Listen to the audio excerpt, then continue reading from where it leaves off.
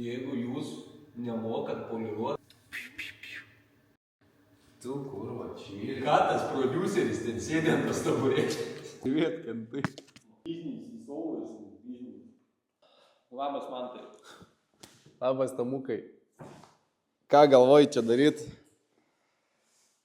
Aš manau, kad reikia padaryti poliravimo mokymus ir išmokyti žmonės, kaip reikia teisingai poliruoti, išmokyti, kaip reikia atlikti pritaškavimą, išmokyti, kaip reikia atlikti defektų šalinimą po dažymo darbų, kai nekompetitingi dažytojai privelia daug klaidų, viską galima ištvarkyti poliravimo metu.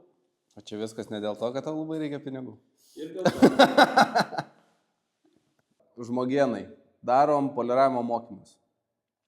Vis gaunu klausimų. Kada bus, tai gausit žinių tiek iš mano pusės, tiek iš Tomo pusės. Minus žinom, kokias klaidas jūs galite daryti pradžioj ir panašiai, tai apeisit tą visą klaidų metą. Galim priimti iki 4 asmenų, ne? Manau, spėsim susitvarkyti su 4.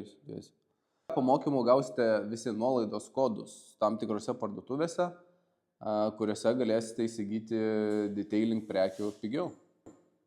Jeigu norit būti geriausi, mokykitės iš geriausių.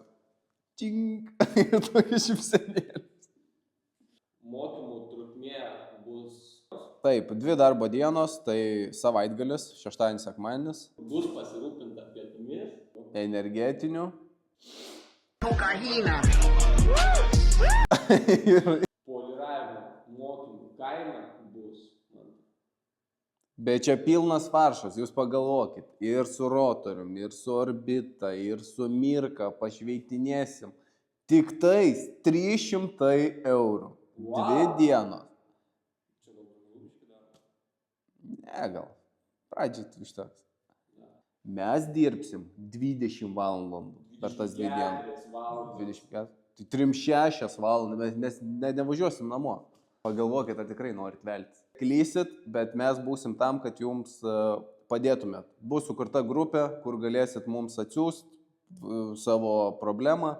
Mes atsakysim, paaiškinsim, susiskambinsim ir šitaip darbas vyks sklandžiau. Viskas? Tai išeina, mėgsat.